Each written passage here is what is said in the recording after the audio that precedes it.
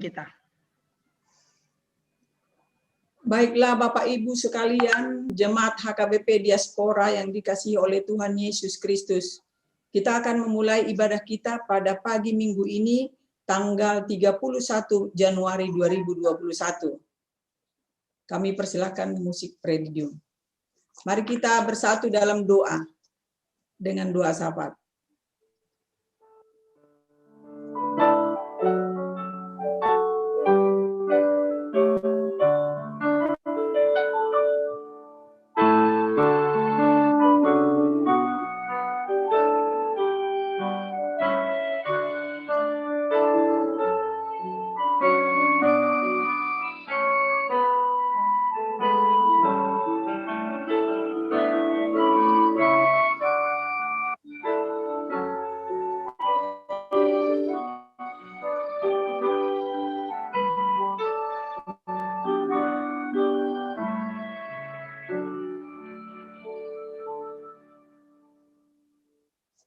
Kita mulai dengan bernyanyi dari buku nyanyian HKBP nomor 15 ayat 1 dan 2.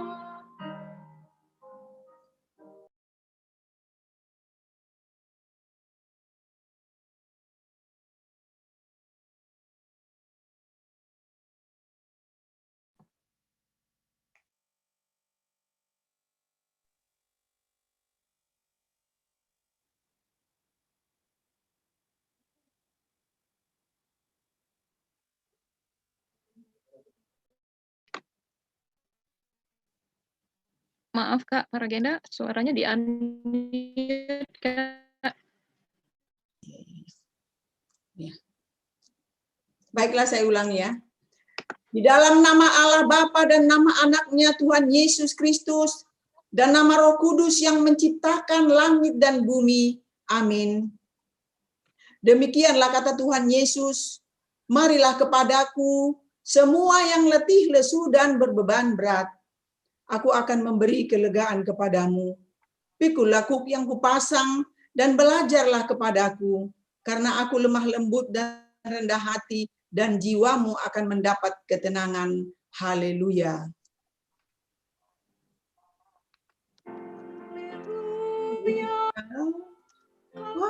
Haleluya.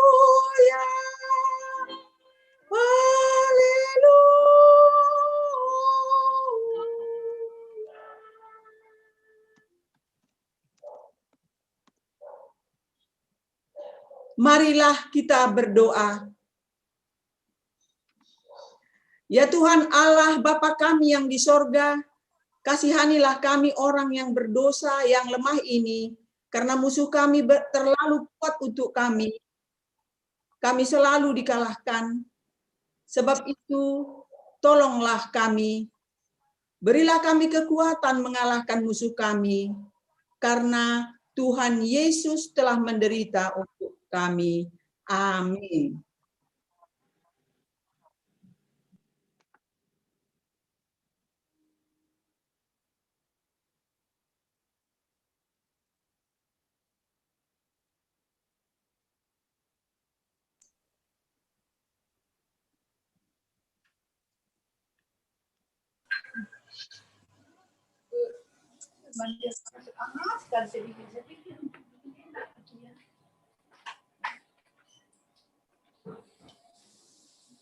Kita bernyanyi dari buku nyanyian HKBP nomor 23 ayat 2. Kami datang ya Tuhan.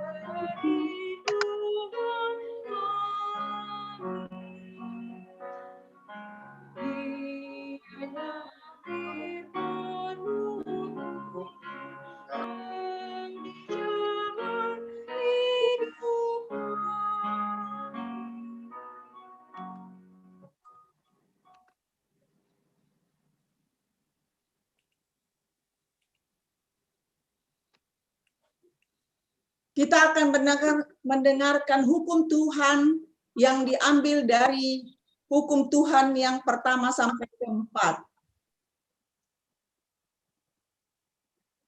Hukum Tuhan yang pertama. Akulah Tuhan Allahmu, jangan ada padamu Allah lain di hadapanku.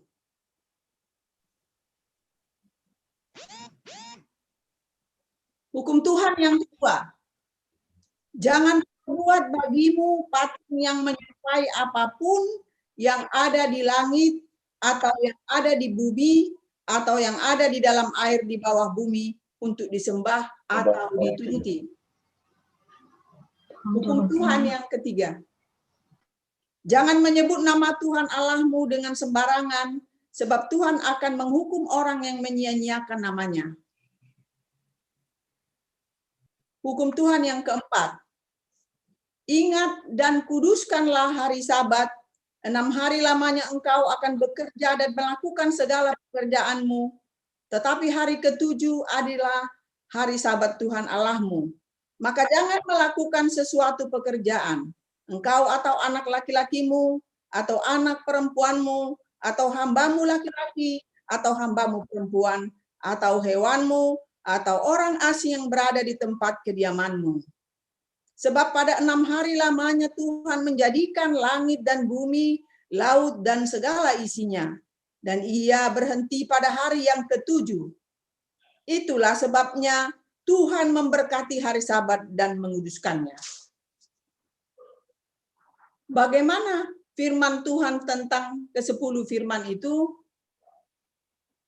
Aku Tuhan Allahmu adalah Allah yang cemburu, yang membalaskan kesalahan bapa kepada anak-anaknya, kepada keturunannya yang ketiga dan keempat dari orang yang membenci aku. Tetapi aku menunjukkan kasih setia kepada beribu-ribu orang, yaitu mereka yang mengasihi aku dan berpegang pada perintah-perintahku. Marilah kita meminta kekuatan dari Tuhan. Ya Tuhan Allah, kuatkanlah kami untuk melakukan yang sesuai dengan hukum-Mu. Amin. Kita bernyanyi dari buku nyanyian HKBP nomor 441 ayat 1 dan 2.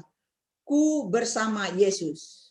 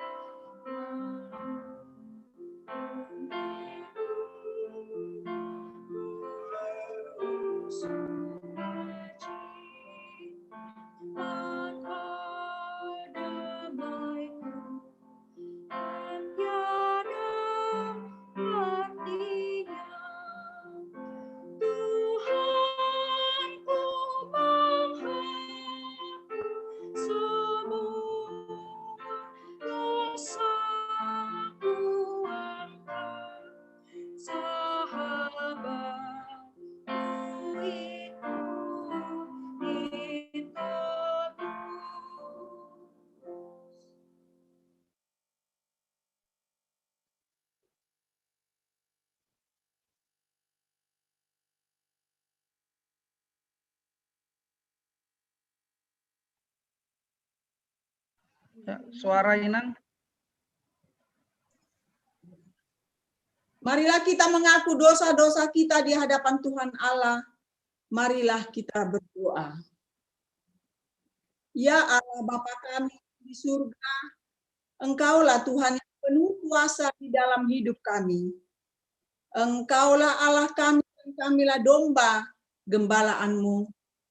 Kami sungguh heran melihat perbuatanmu dan perkataanmu yang penuh kuasa di dalam hidup kami. Kasihanilah kami orang yang berduka cita, yang berdosa ini. Nyatakanlah di dalam hati dan jiwa kami ini akan keampunan segala dosa dan kesalahan kami itu. Karuniakanlah Roh Kudus bagi kami untuk memberi kekuatan, keteguhan, dan ketetapan hati, supaya iman kami tidak tergoyahkan. Bimbing dan ajarilah kami ya Tuhan, agar kami benar-benar dan sungguh menyerahkan diri, hati dan jiwa kami kepadamu saja, sebagai korban yang hidup dan kudus, oleh sebab anak-Mu, Yesus Kristus, Tuhan kami. Amin.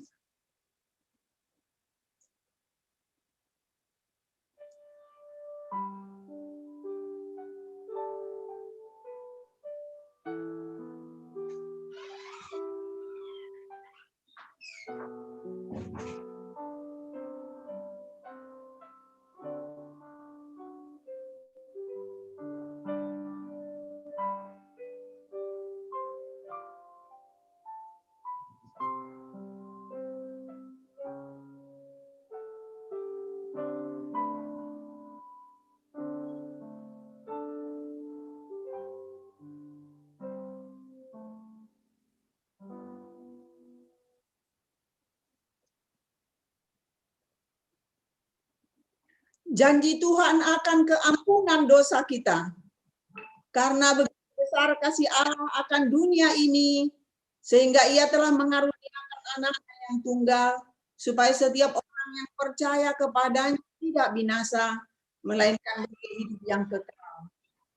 Kemuliaan bagi Allah di tempat yang maha tinggi. Amin.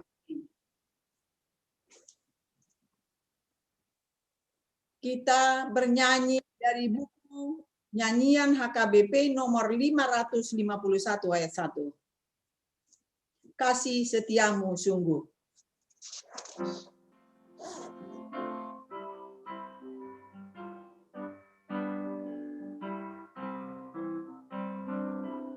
Kasih setiamu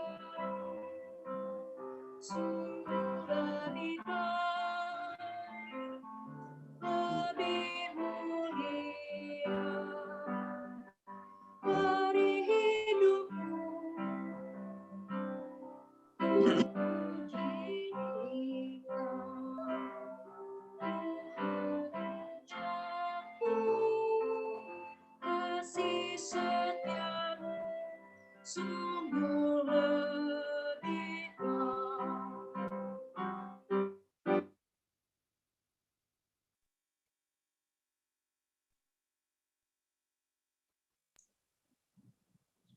Firman Tuhan yang menjadi epistel bagi kita pada Minggu Septuagesima ini tertulis dalam Mazmur 111 ayat 1 sampai 10.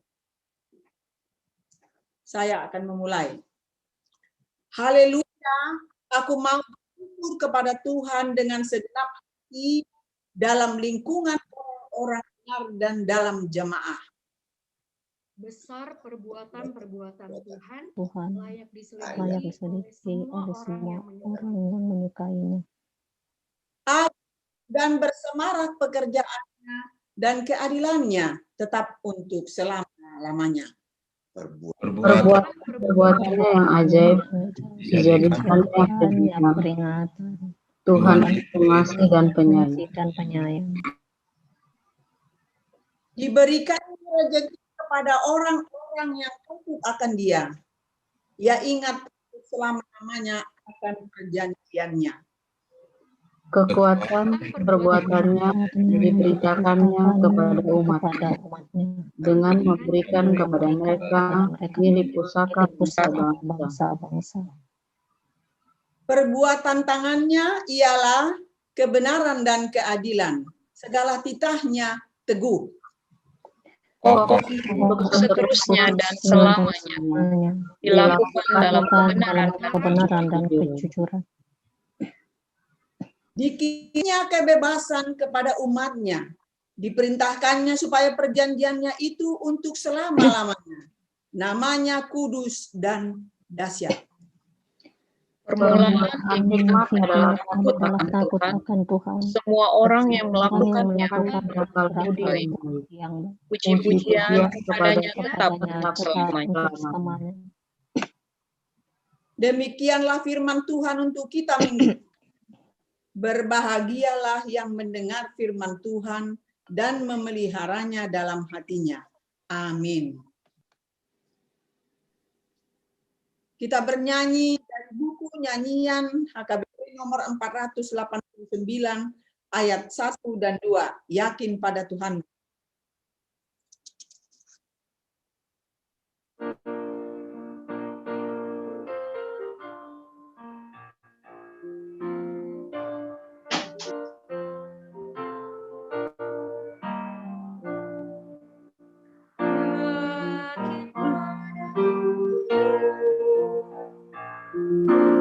Dalam kasih sangkamu untuk kepikiranmu, yakin pada Tuhanmu, sungguh yakin hatiku padamu ya Tuhanku. Di sepanjang hidupku, aku yakin padamu. Damai dalam hatimu, jiwa yakin padanya. Siang malam menipu, dipelihara olehnya. Sungguh yakin hatiku padamu ya Tuhanku. Di sepanjang hidupku, aku yakin padamu.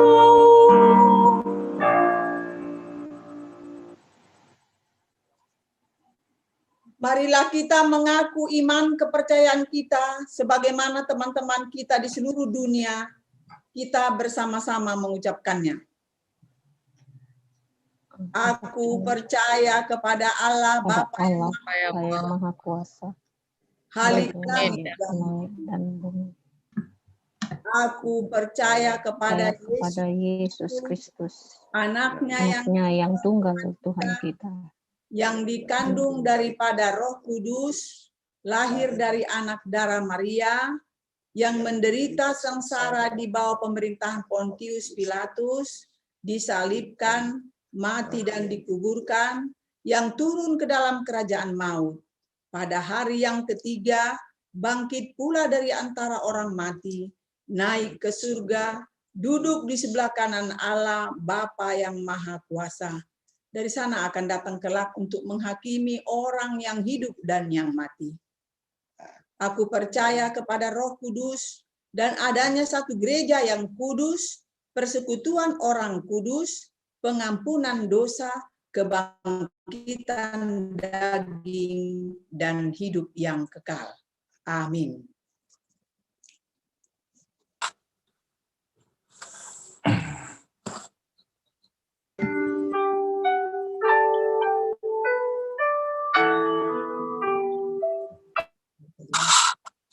Salam. Shalom. Shalom. Mari kita dengarkan warta jemaat pada hari ini dan nanti lanjutkan dengan doa syafaat. Warta Minggu Septuagesima Minggu 31 Januari 2021. Nama minggu kita hari ini adalah Minggu Septuagesima, yang berarti 70 hari sebelum hari kebangkitan Yesus Kristus. Topik minggu kita, perkataan Yesus Kristus penuh kuasa. Pelayan ibadah minggu. Pelayan ibadah minggu hari ini yang melayani ibadah kita hari ini, pengkhotbah pendeta resort kita, liturgis Sintua Rosintan Marpaung, pembaca warta calon Sintua Anggiat Utagaul. Kiranya Tuhan memberkati hambanya yang melayani hari ini. Pelayan Minggu 7 Februari 2021. Yang melayani Minggu 7 Februari 2021, pengkhotbah pendeta resort kita, liturgis Sintua Edi Mangaraja Sigalingging, pembaca warta calon Sintua Evelinda Sigalingging. Kiranya Tuhan memberkati persiapan pelayannya. Ibadah menggunakan Zoom. Mengingat semakin bertambahnya kasus orang yang terindikasi COVID-19 dan pentingnya memutus mata rantai penularan COVID-19 tersebut, maka untuk sementara waktu, beberapa minggu ini, kita akan beribadah dengan menggunakan aplikasi Zoom meeting gereja kita. Demikianlah diberitahukan kepada kita. Semoga kita dapat mengikuti ibadah tersebut dengan khusyuk dan baik. Sinode Distrik sesuai dengan surat undangan dari Presek KBP Distrik 8 DKI Jakarta pada hari Selasa dan Rabu tanggal 9 sampai 10 Februari 2021 bertempat di Sopo Marpikir Jalan Damai nomor 1 Pulau Gebang. Kiranya Sinode Godang dapat berjalan dengan baik.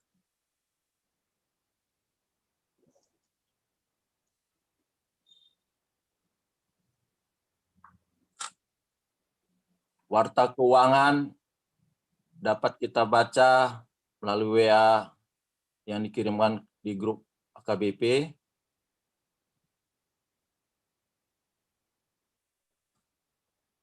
Topik doa minggu ini, mari kita mendoakan pertama, pandemi virus corona agar ditangani oleh pemerintah dan para medis secara efektif, simultan, dan sinergitas bersama semua Indonesia. 2. Orang tua atau mertua Sintua P. Panggabian Boru Tampu Bolon atau Nyonya Tampu Bolon Boru Samosir di BSD Serpong yang memberikan kesembuhan. 3. Amang PA Simatupang Boru Tampunan rawat jalan. 4. Sintua Nyonya Usian, semoga dengan Tuhan kekuatan dan kesembuhan.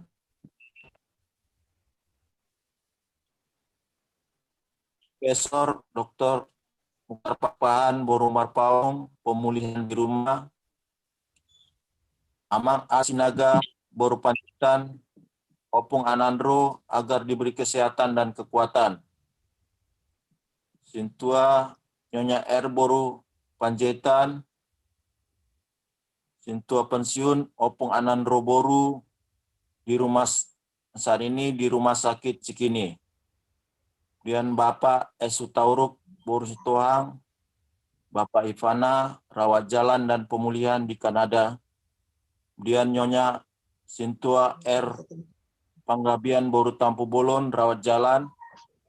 Dan Bapak Kuta Barat Boru rawat jalan di Bonapasogi.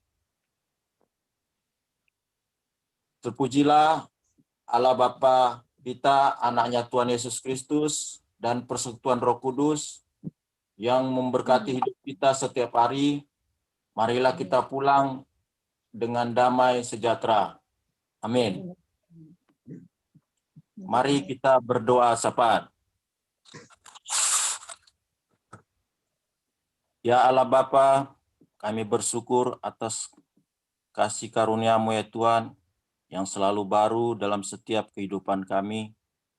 Kami bersyukur ya Tuhan, jika saat ini Tuhan, Kau masih menyertai kami dalam ibadah Jum ini. Tuhan, kami percaya Tuhan, kuasa dan kasih-Mu selalu menyertai kami Tuhan, untuk datang beribadah kepada-Mu Bapa. Kami percaya Bapa, kuasa dan kasih-Mu Tuhan, menyertai kami, anak-anak-Mu. Tuhan Yesus, kami berdoa Tuhan, selalu berdoa Tuhan, untuk situasi saat ini yang semakin kami rasakan lebih parah Tuhan. Tuhan Yesus, Kau Bapa yang memberikan kepada kami hikmat bijaksana ya Bapa, untuk menghadapi situasi pandemi ini Tuhan. Berkati Tuhan, vaksin yang sudah mulai berjalan. Kiranya itu Bapa juga campur tangan-Mu ya Tuhan, agar dapat memulihkan suasana kehidupan dunia saat ini. Kami hanya mampu Tuhan, bermohon dan bersandar ke dalam tangan-Mu, supaya kami Tuhan dapat hidup dan layak di hadapan-Mu ya Tuhan, di saat situasi saat ini Tuhan. Ya Tuhan, kami juga berdoa Tuhan, untuk saudara-saudara kami yang terbaring saat ini sakit. Kami berdoa untuk Pinang Guru Panjaitan Tuhan. Tuhan Yesus, Kau ya Tuhan mengetahui segala sakit penyakit, kelemahan tubuh Tuhan. Kau yang Bapa yang merencanakan segala kehidupan kami Tuhan. Kami mau serahkan Inang Pung Anandro Boru Panjaitan Tuhan ke dalam tangan-Mu. Engkau yang menguatkan dia Tuhan. Berkati perobatannya ya Bapa. Berkati juga keluarga saudara-saudara kami yang turut merawat menjaga ya Bapa. Berkati Tuhan dokter yang menanganinya ya Bapa. Kiranya Bapa kehendak dan kasih-Mu ya Tuhan yang memulihkan, menyembuhkan yang Boru Panjaitan ya Bapa. Ya Bapa, kami juga berdoa untuk saudara-saudara kami, dimanapun berada, tidak kami ketahui sakit penyakit. Kiranya Engkau Bapa memberikan kesembuhan, perlindungan selalu Bapa. Bapa, kami selalu berseru-seru kepada-Mu Tuhan. Yang Engkau Bapa yang selalu menyertai kehidupan kami. Berkati kehidupan gereja kami, AKBP Bapa. Biarlah kuat kuasa-Mu Tuhan menyertai selalu. Tuhan Yesus, kami menyadari kami orang berdosa Tuhan. Banyak yang kami pinta, tapi kami menyadari kami orang berdosa Tuhan. Pujikan kami Tuhan, supaya kami hidup di hadapan-Mu. Terima kasih Bapa. Dalam nama Tuhan Yesus Kristus, Juru Selamat kami yang hidup. Amin.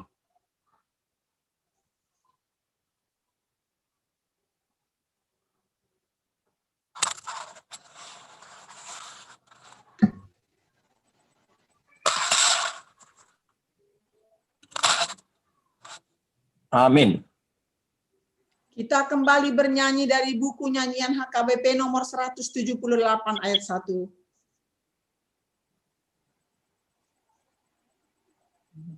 Apa ya?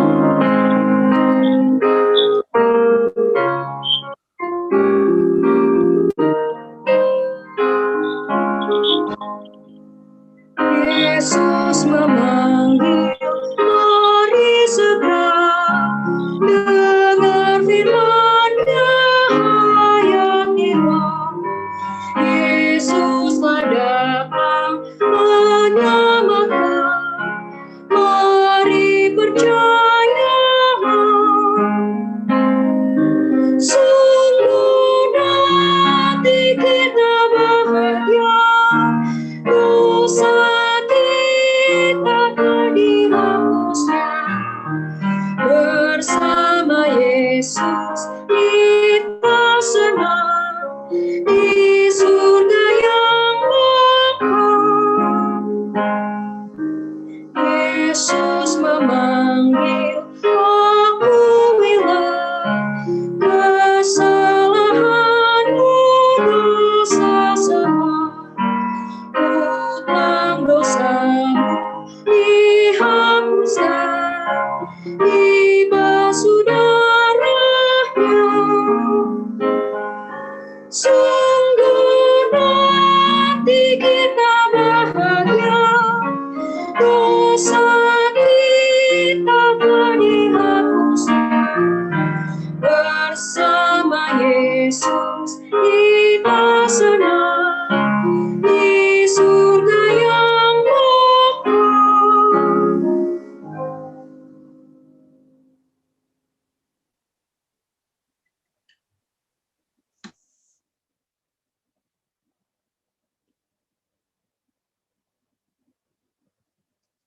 Mari kita bersatu di dalam doa, kita berdoa. Damai sejahtera Allah Bapa yang melampaui segala akal. Itulah yang memelihara hati dan pikiranmu di dalam Kristus Yesus Tuhan kita. Amin. Shalom. Kepada Bapak Ibu sekalian, jemaat yang diberkati Yesus Kristus, sebelum saya membacakan firman Allah dan menyampaikan firman Tuhan saat ini, saya ingin cek suara dulu, apakah suara saya bisa didengar semua? Bisa. Bisa, Mang. Ya, terima kasih. Saya akan membacakan firman Allah yang tertulis dalam Injil Lukas, pasal 4 diawali dari ayat yang ke-31 sampai dengan ayat yang ke-37. Demikianlah firman Tuhan. Kemudian Yesus pergi ke Kapernaum, sebuah kota di Galilea, lalu mengajar di situ pada hari-hari Sabat.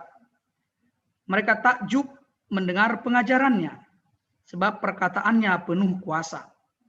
Di dalam rumah ibadat itu ada seorang yang kerasukan setan, dan ia berteriak dengan suara keras, "Hai engkau, Yesus orang Nazaret, apa urusanmu dengan kami?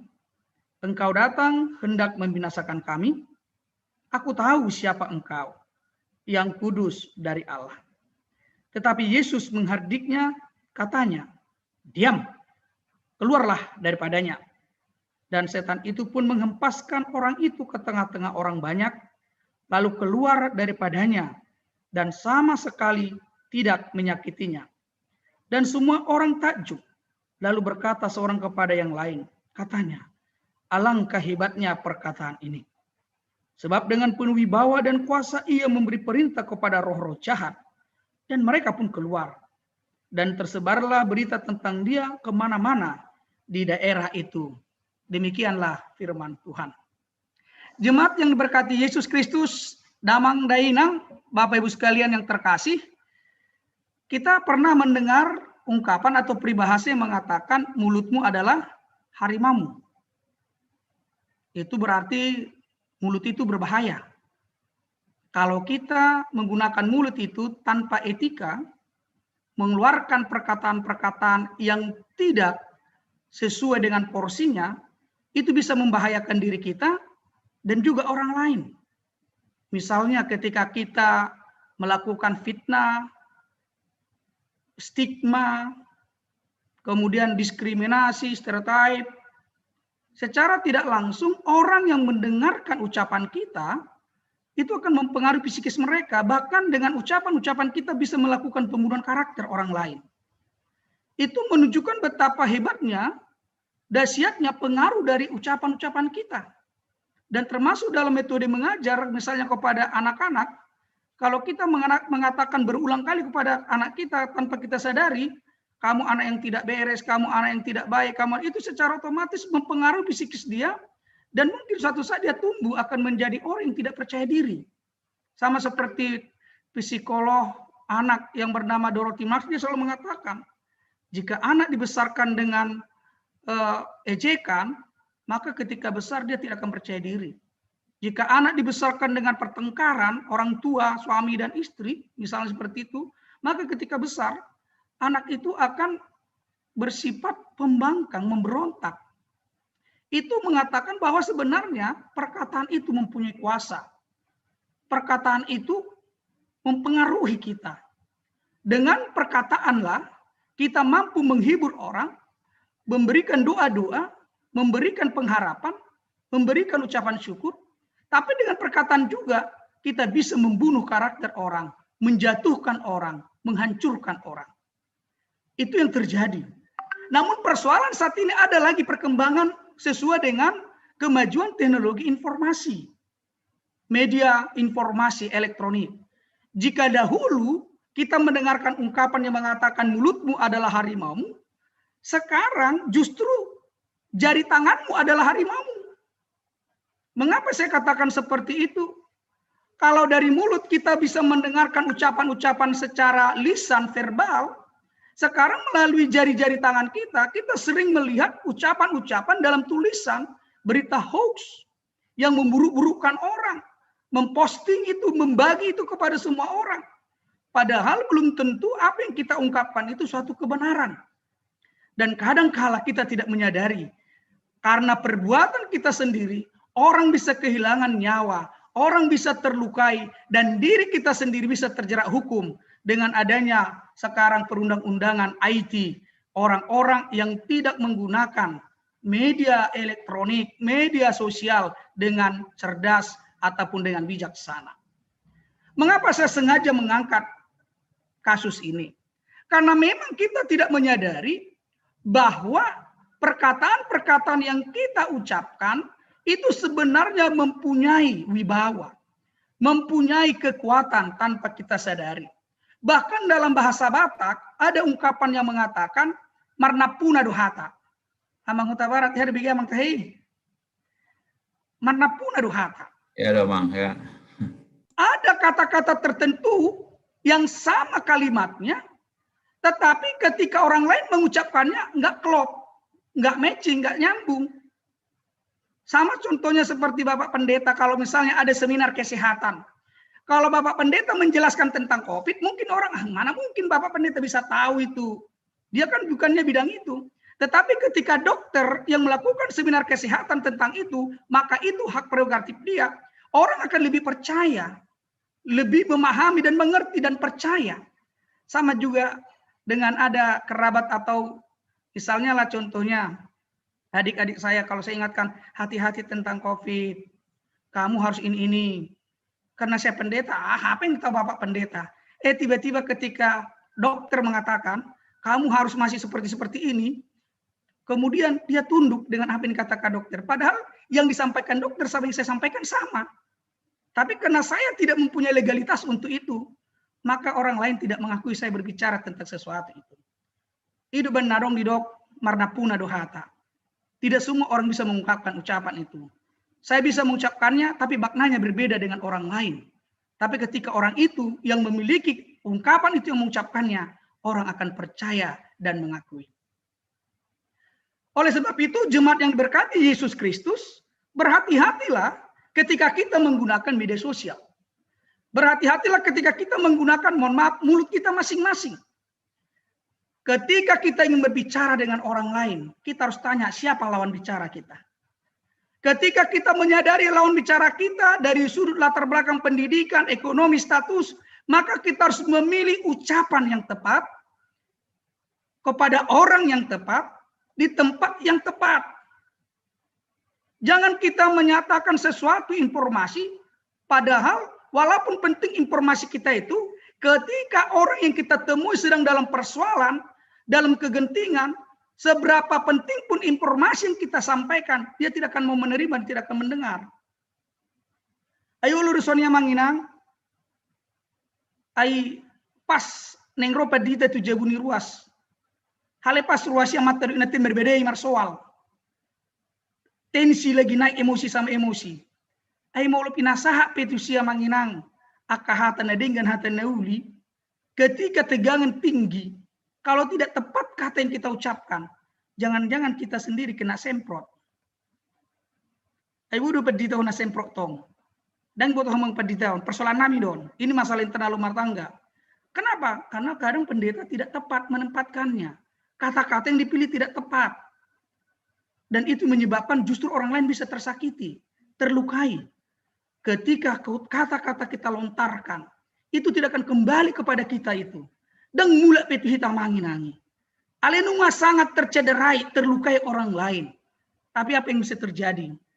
Persoalan internal pribadi kita dengan dia akan selalu terjadi. Jemaat yang diberkati Yesus Kristus, jika perkataan manusia itu ternyata memiliki kuasa, memiliki wibawa, sesuai dengan porsinya masing-masing, sesuai dengan skill dan keahliannya masing-masing, dengan jabatannya masing-masing, dengan statusnya masing-masing. Bukankah perkataan dan firman Allah lebih berotoritas, lebih berkuasa, lebih berwibawa dari perkataan kita? Molo jolma hatana boy mempengaruhi jolma nasi. Bukankah lebih besar kuasa Tuhan dalam firman-Nya menyatakan kuasanya di dalam kehidupan manusia. Dan inilah sebenarnya yang ditampilkan Yesus, kuasa yang disampaikannya, yang dinyatakannya melalui pengajaran dan melalui tindakan mujizat ketika dia mengusir seorang yang kerasukan setan di Kapernaum. Sebenarnya, mengapa kita katakan perkataan Yesus berwibawa dan berkuasa? Sebenarnya perkataan, kuasa perkataan dan wibawa itu menunjukkan, mengidentifikasikan siapa yang berbicara. Ai molomar sahala hatani sasahalak. Dan alani hatai sendiri. Tetapi karena kata itu, sehakikat, sehadirion, itu menyatu dengan orangnya.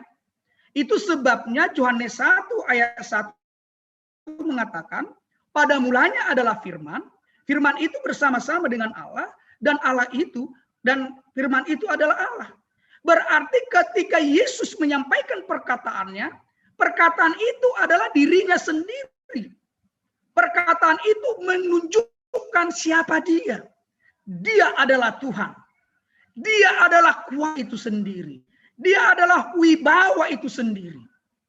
Oleh karena itu, kalaupun ada ucapan manusia yang berkuasa, berwibawa, dan juga pejabat-pejabat di dunia ini mempunyai wibawa dalam perkataan, itu semua berpusat, bersumber dari Allah, sang kuasa, dan sang wibawa itu.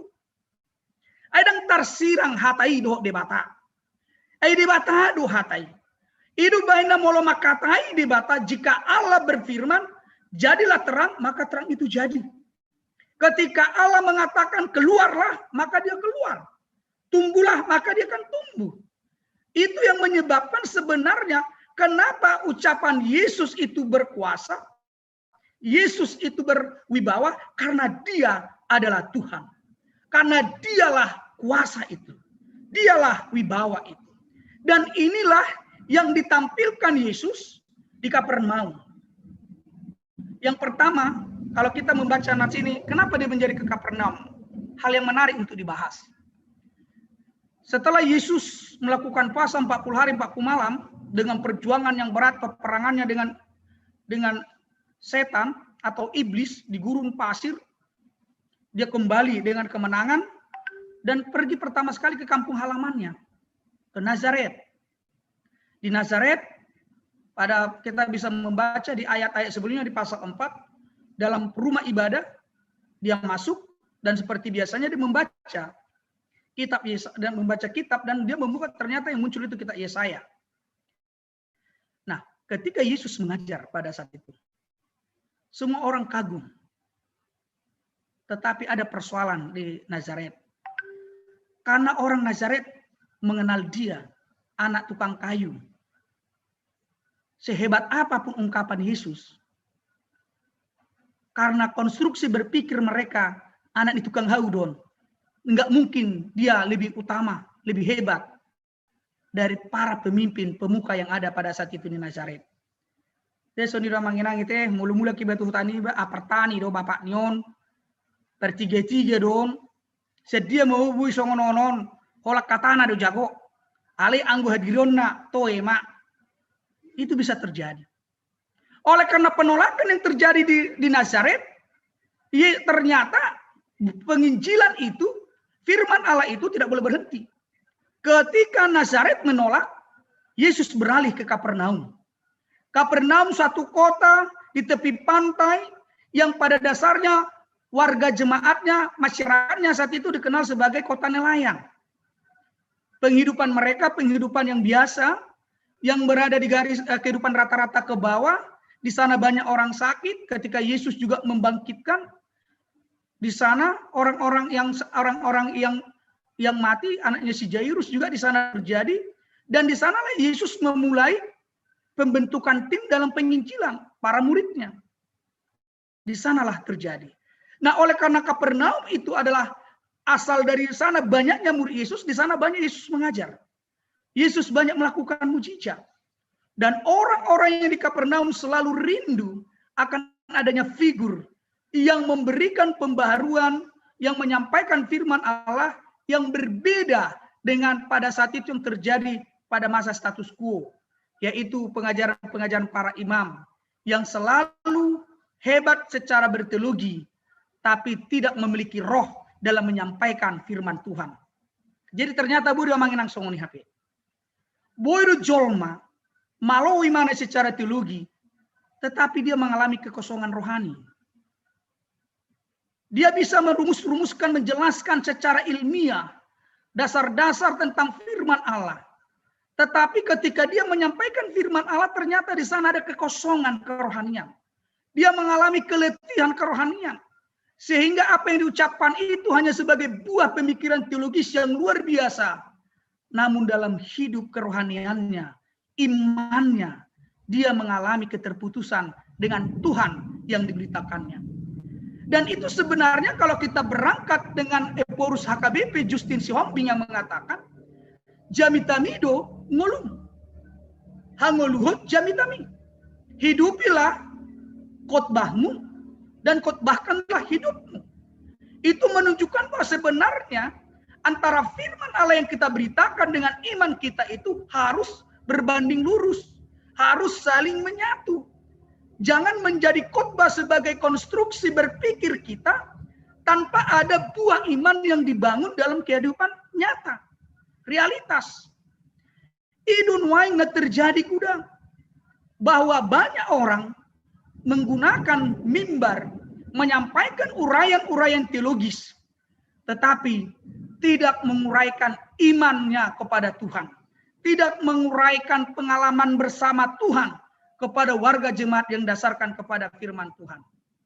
Dan inilah yang menyebabkan orang-orang Kapernaum takjub dengan pengajaran Yesus. Yesus mengajar dengan penuh kuasa, penuh wibawa. Mengapa Yesus bisa seperti itu? Karena memang Yesus menyampaikan pengajarannya di dalam Roh Allah. Karena dia sendirilah yang menjamin ajarannya itu. Dia sendirilah Allah yang menjadi manusia. Dialah firman itu yang telah bersama-sama dengan manusia di tengah-tengah dunia ini.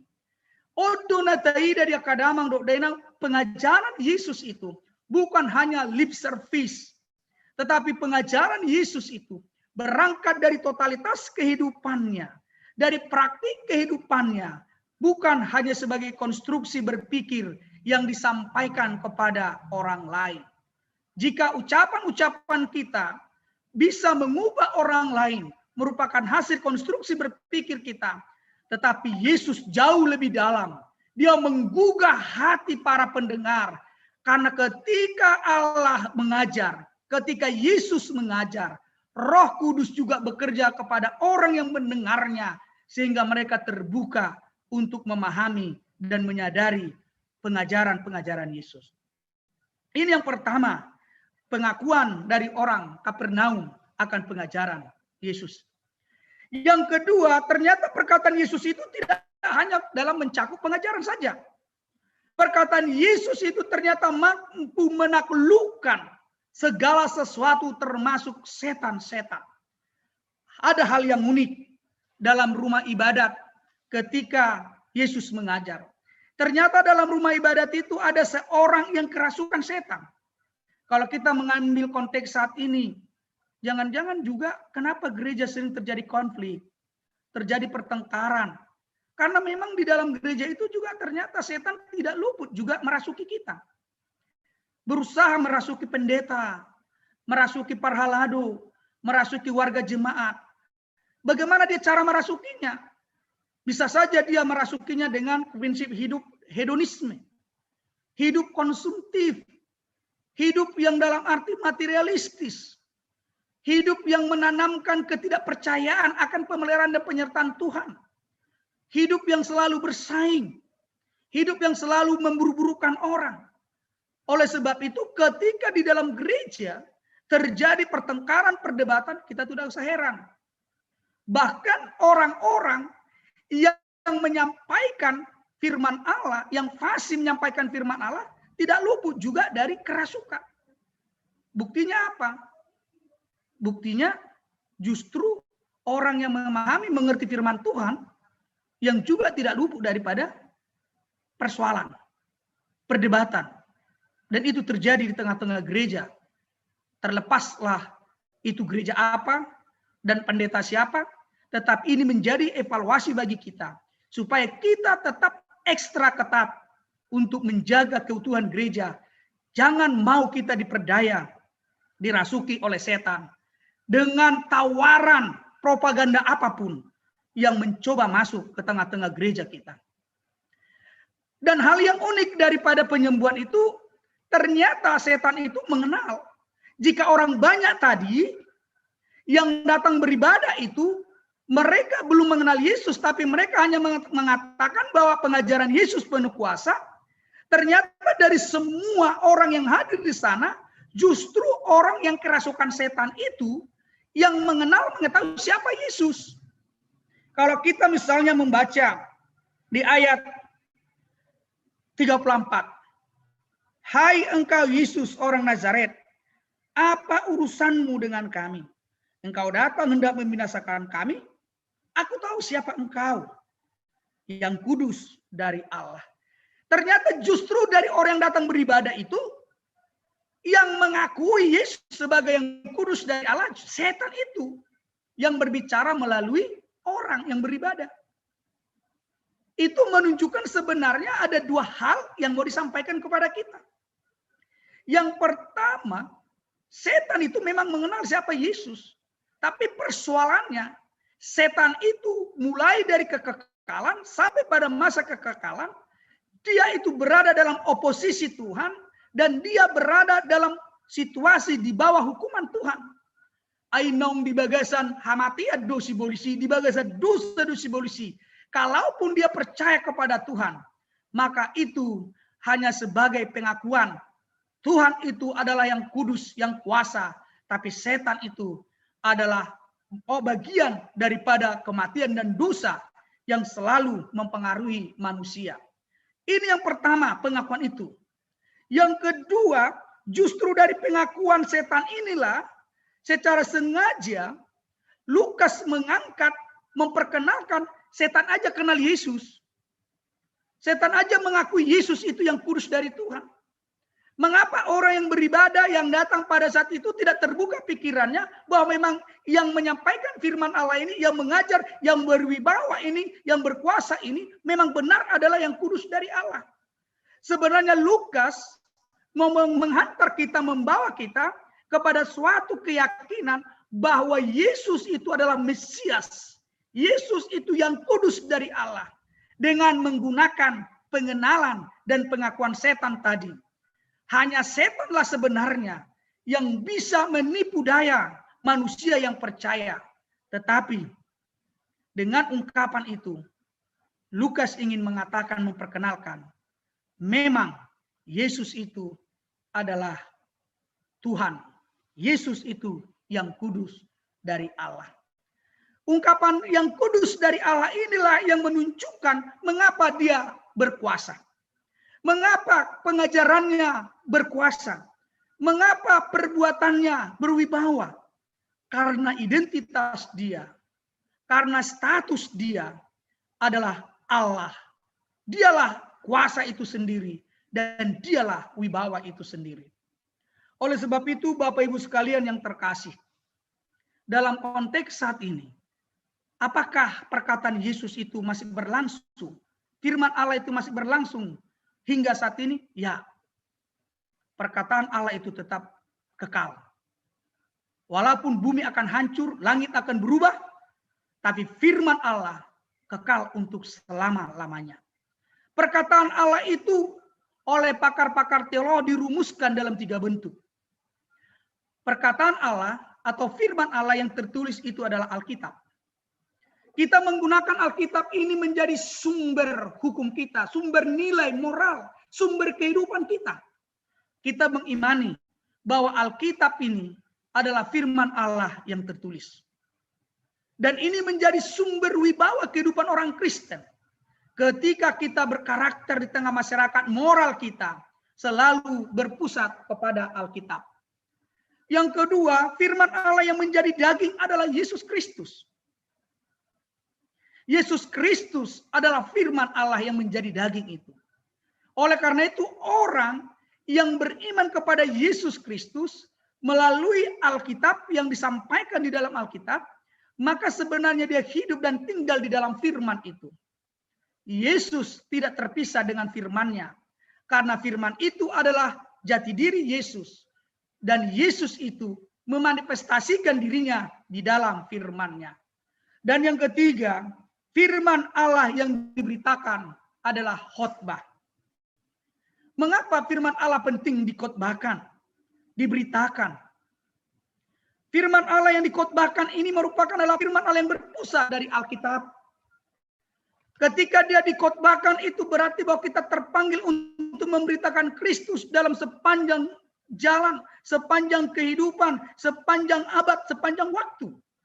Dengan maksud supaya manusia dalam lintas generasi, lintas budaya, lintas lokasi, semua mendapat keselamatan di dalam Yesus Kristus. Oleh sebab itu ketika para pelayan hamba Tuhan, mereka mempunyai wibawa otoritas untuk menyampaikan firman Tuhan, itu bukan berasal dari dirinya, tapi itu berasal dari panggilan dan pilihan Tuhan. Itu sebabnya tidak bisa semua yang menjadi petugas dalam imam dalam bait Allah. Sama seperti bangsa Israel. Dari 12 suku, Allah memilih suku Lewi. Dan dari suku Lewi Allah memilih para imam yang mempunyai tugas dan tanggung jawab menjadi pelayan dalam mimbar, dalam bait Allah. Demikian juga dalam tradisi kekristenan. Orang-orang yang bertanggung jawab dalam penginjilan, dalam memberitakan Kristus itu pertama sekali adalah para rasul, para murid Allah yang 12 orang. Namun ketika Allah naik ke surga, Yesus naik ke surga, itu dilanjutkan lagi dengan ke-12 rasul itu dan dilakukan yang namanya suksesi apostolika, yaitu suksesi jabatan kerasuli. Karena para rasul itu juga adalah manusia yang memiliki batas keterbatasan usia, tetapi firman Allah harus terus bertumbuh dan berkembang. Maka para rasul mengurapi para penggantinya. Para rasul murid-muridnya mengajari para muridnya. Sama seperti si Timoteus, sama seperti Tito, orang yang disebut dengan pejabat yang mewarisi jabatan rasuli. Itu yang disebut dengan suksesi apostolika.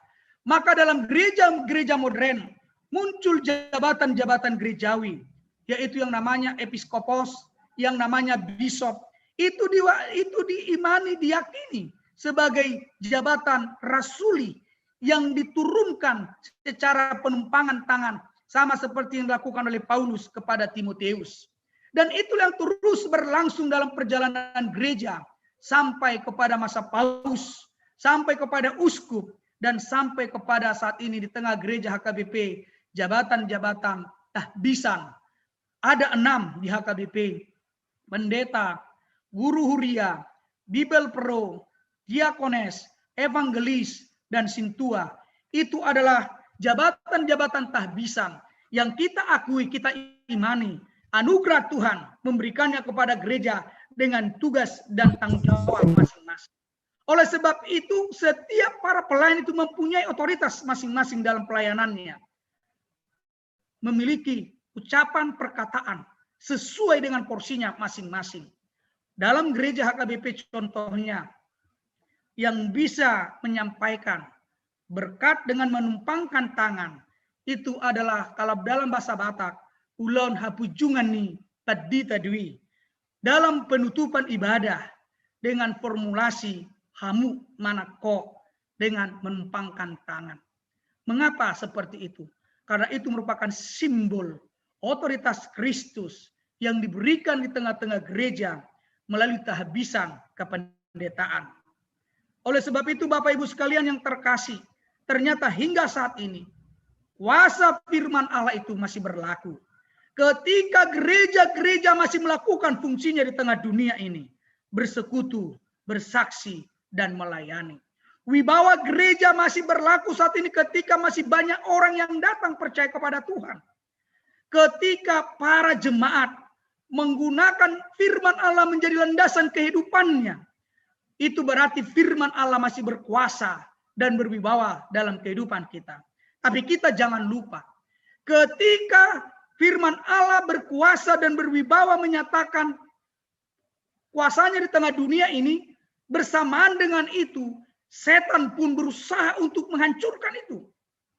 Dan mereka, setan itu juga memasuki semua dimensi kehidupan gereja. Dari struktural, dari pelayanan, dari segala sesuatu, berusaha untuk merusak wibawa dan kuasa gereja itu.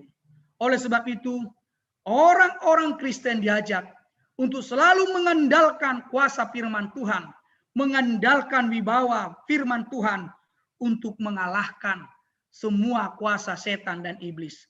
Kalau kita membaca di Efesus, saya akan membuka ya, Efesus itu untuk berperang, mengalahkan kuasa-kuasa kegelapan itu. Dari Efesus 6 ayatnya yang ke 12 sampai yang ke-18 seperti ini, saya akan membacakannya.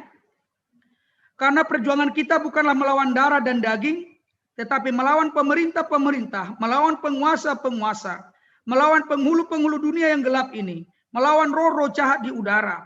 Sebab itu ambillah seluruh perlengkapan senjata Allah, supaya kamu dapat mengadakan perlawanan pada hari yang jahat itu dengan tetap berdiri, sesudah kamu menyelesaikan segala sesuatu. Jadi berdirilah tegap, berikat pinggangkan kebenaran, dan berbaju jirahkan keadilan. Kakimu berkasutkan kerelaan untuk memberitakan Injil damai sejahtera.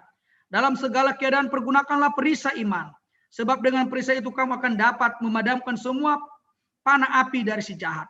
Dan terimalah ketopong keselamatan dan pedang roh, yaitu firman Allah. Dalam segala doa dan permohonan, berdoalah setiap waktu di dalam roh, dan berjaga-jagalah di dalam doa itu dengan permohonan yang tak putus-putusnya untuk segala yang kudus. Di ayat yang ke-17, dan terimalah ketopong keselamatan dan pedang roh, yaitu firman Allah. Firman Allah lah amanginang dan jemaat yang berkati Yesus Kristus yang memiliki kuasa dan wibawa itu untuk mengalahkan setan dalam segala godaannya. Oleh sebab itu, jika kita menyadari Allah menggunakan kita sebagai alatnya, maka mulut kita ini juga akan kita gunakan untuk menginspirasi, untuk menghibur orang lain, untuk memberikan kekuatan, berdoa kepada orang lain, bersyukur, bukan mengumpat, mengutuk, menfitnah. Sayang sekali, seandainya jika kita evaluasi hidup kita satu hari, dari satu mulut yang sama keluar kata berkat, tapi dari mulut yang sama juga keluar kata kutuk. Kalau seandainya kita evaluasi yang menginang, dia rugumurang nah luar siapa mangatto di bagi sesedari, hata nadinggad do nama nirai do, na membangun duma nang hata naroa nama burai jalana parwaroh colma. Itu bisa juga menjadi cerminan bagi kita supaya hati-hati. Tapi biarlah kiranya mulut kita ini adalah wadah di mana Allah menitipkan firman-Nya kepada kita, supaya dengan mulut kita ini firman Allah lah yang keluar untuk mencerdaskan, membangun, menginspirasi orang lain sehingga kehidupan mereka damai sejahtera. Amin. Tuhan Yesus memberkati kita. Kita berdoa. Terima kasih Tuhan, karena Engkau mengajarkan kami firman-Mu penuh kuasa dan berwibawa. Engkau menuntun kami supaya mampu melakukan yang terbaik dalam kehidupan kami.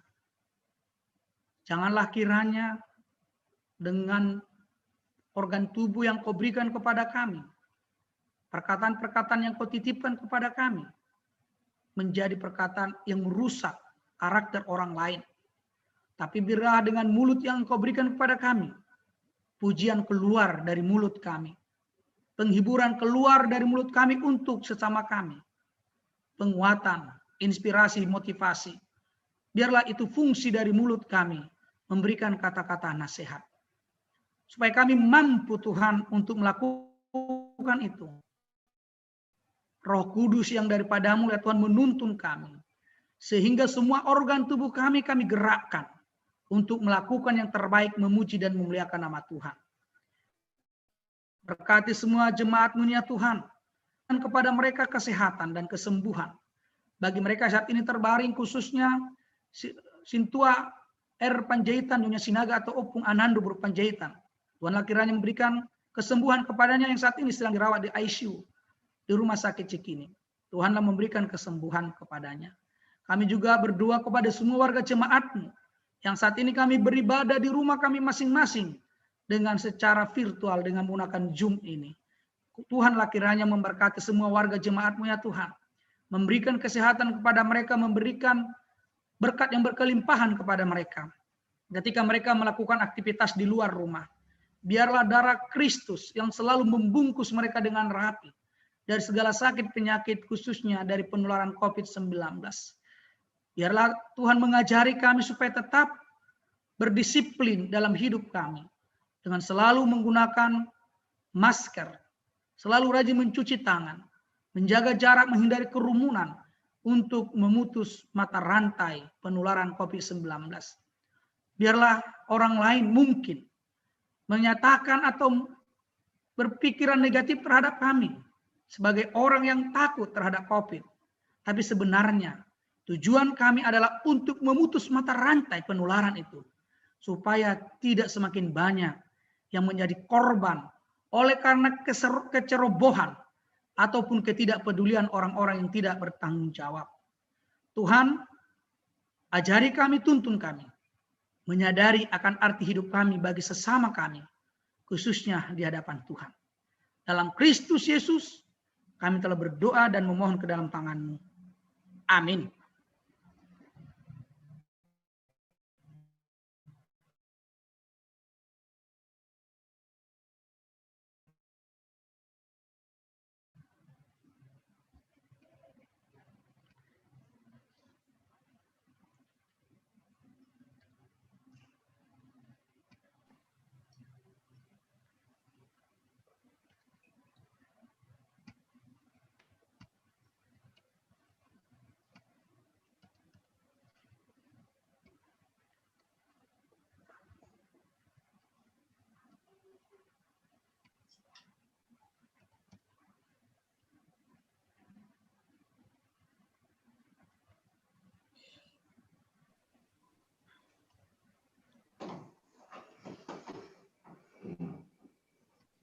Ya, kita bernyanyi dari buku nyanyian HKBP 443 ayat 1 dan selanjutnya. Dan sembari kita mengumpulkan persembahan kita, walaupun persembahan itu bisa saja sesuai dengan kemampuan kita dengan mentransfer ke rekening gereja kita. Kita bernyanyi.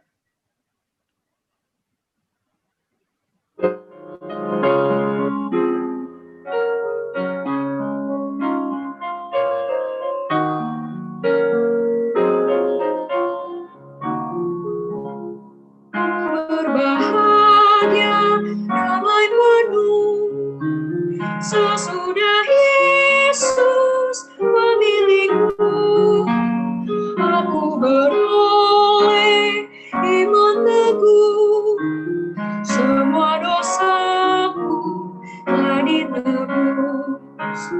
Mari saksikan kasih Tuhan, tiada taranya, kuasanya, kemurahannya dan berkatnya.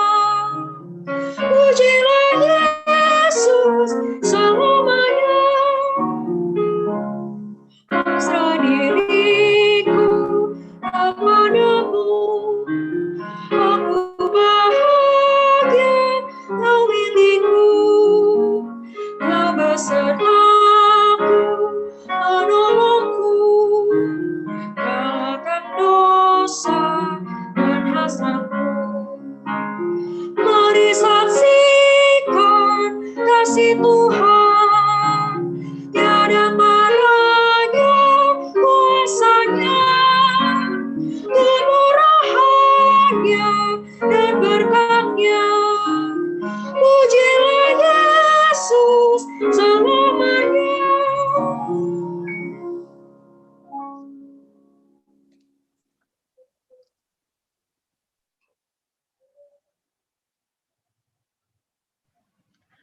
Marilah kita mendoakan persembahan kita.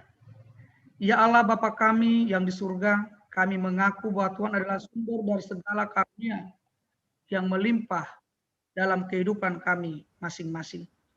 Sebagian daripada karunia itu kami serahkan kembali sebagai persembahan kepada Tuhan.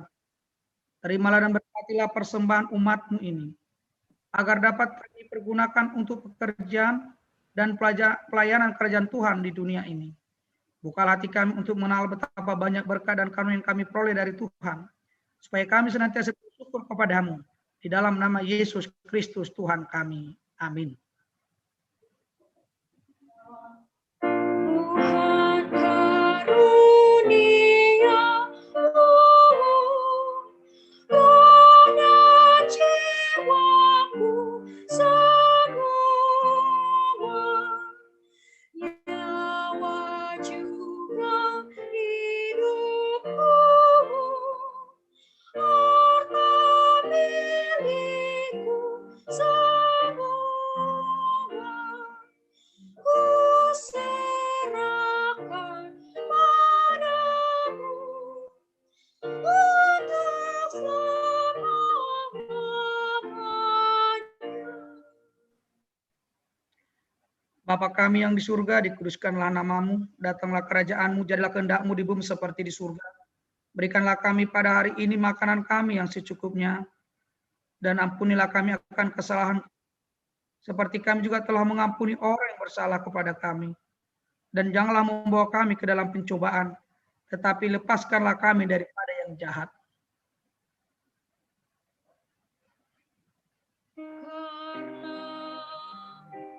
Kau punya kerajaan, Dan kekuasaan, dan kemuliaan sampai selama-lamanya.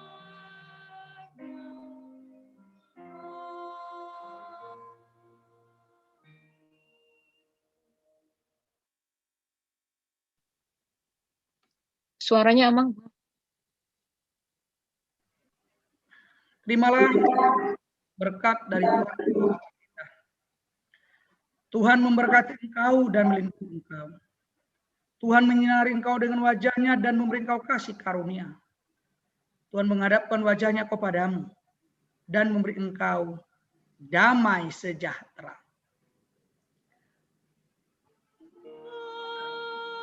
Amin.